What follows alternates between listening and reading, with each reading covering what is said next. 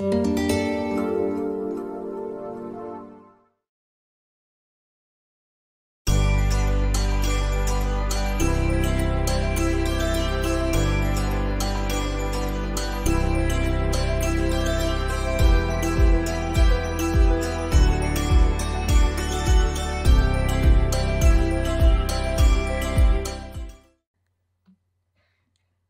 we have Professor V.S. Ramamurthy, a very well-known Indian nuclear scientist with a broad range of contributions from basic research to science administration.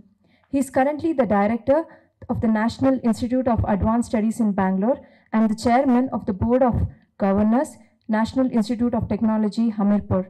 In recognition of his services to the growth of science and technology in the country, Professor Ramamurthy was awarded one of the top civilian awards of the country, the Padma Bhushan, by the Government of India in 2005. I invite him on the dais here to please speak a few words.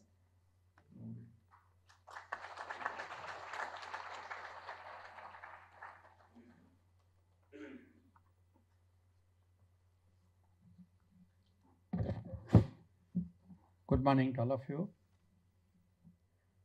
Respected His Holiness Jagadguru, Sri Sri Sri Dr.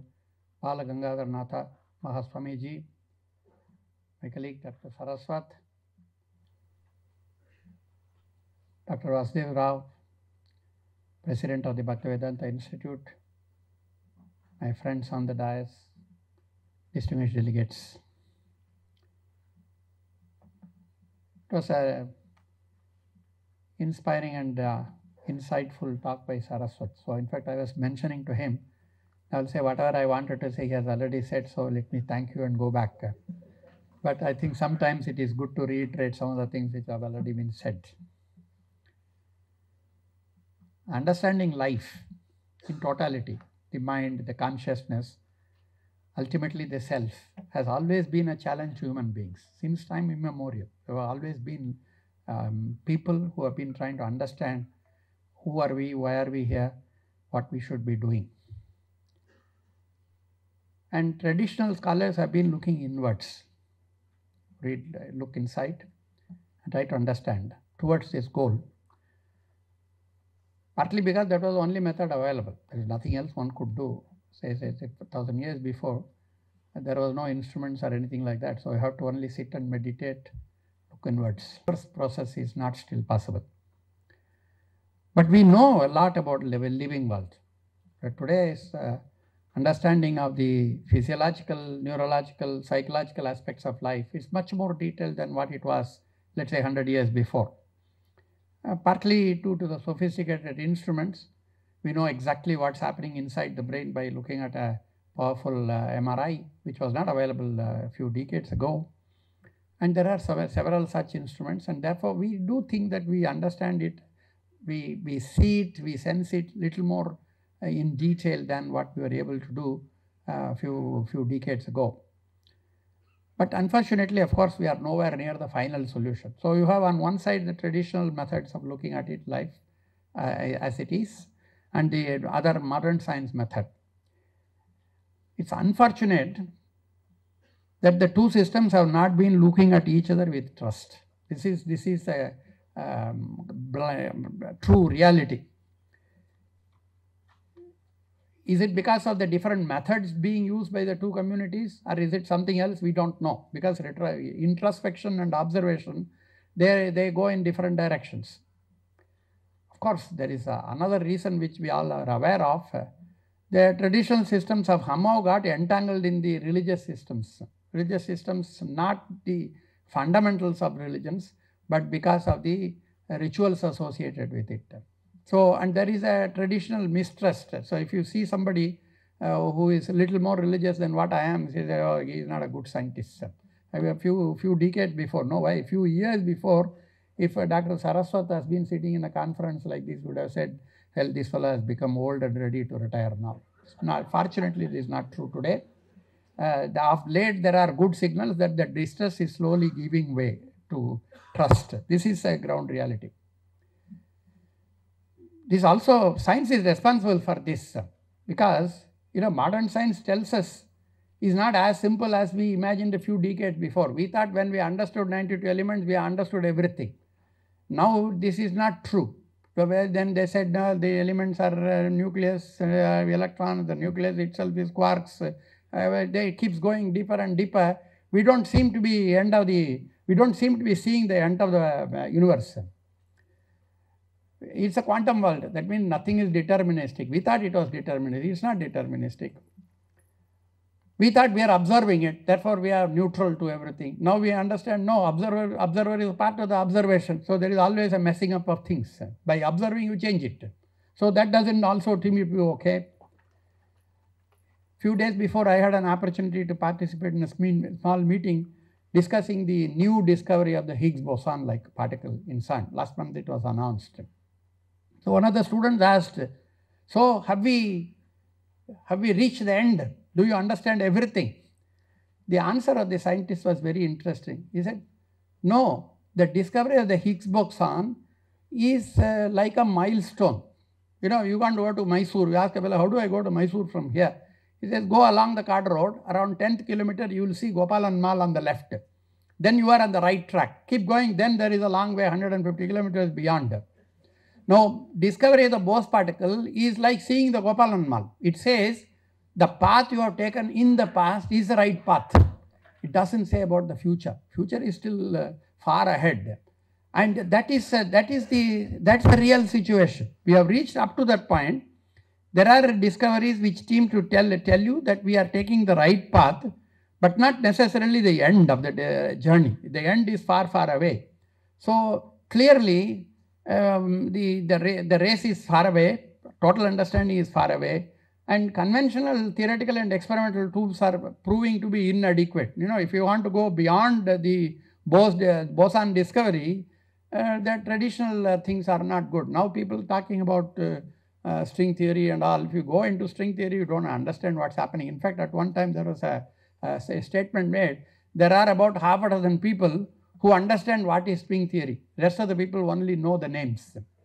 Right? This is true. It's a multidimensional, we don't even understand what's happening. We're all used to 3 dimensions.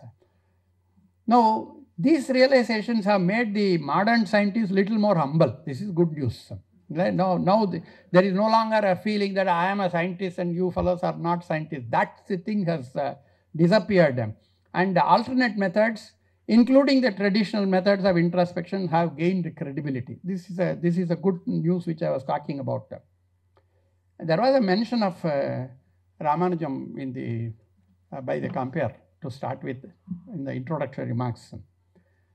Now look at Ramanujam's case. He was doing mathematics with no formal training in the modern mathematical methods. He was not taught by anybody. Everything he was doing by himself. And we were only discovering Ramanujam afterwards. We didn't contribute to Ramanujam's capabilities in mathematics. We were only discovering Ramanujam. In his very short lifetime, he produced so many things which are still being investigated. They are not complete. The notebooks and the last notebooks of Ramanujam have not yet been completely analyzed. It's still being done. Now, very often, the methodology in which he has done, because there is no methodology, he just writes a result. How did he arrive at that result? We don't know. And we used to joke in DST, if today Ramanujam is alive and he puts up a research proposal to DST, it will be disqualified right away in the first instance because it doesn't tell what is the methodology, it doesn't tell what is the deliverable, what kind of research he is trying to do. But we do recognize Ramanujam was a mathematician par excellence, there is no question. Now what does it say? What is the message? Mathematics apart, the message is there are different methods of doing mathematics. If you don't follow modern methods, which you are all familiar with, which you start in the school and colleges, it doesn't mean you are not doing mathematics. Now, how was he doing? I don't know. You might say, well, it's a gift of God. You may say, no, Kali came into his dreams and asked him to write all those equations. You may give any explanation, but the fact remains, he was doing mathematics in a way different from what you and I are taught to do mathematics in the colleges and the universities. So here again is a clear message.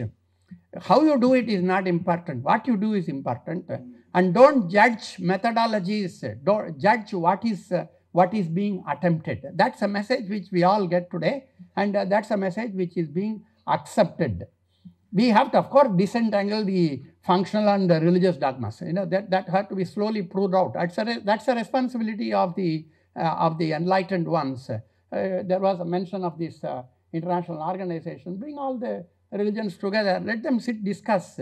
Not the rituals associated with this, not with the beliefs, but with what are the fundamental contents of these religions, and there are similarities or not, because ultimately it is only one human being. We are all attempting to look at the same object. It cannot be different.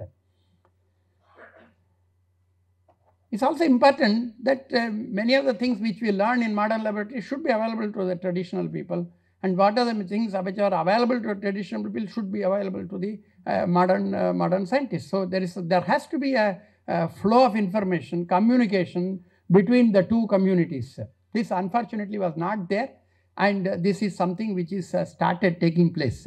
So in fact, I think that it's time ripe now for number one, we must respect each other. This good is happening. We do respect each other.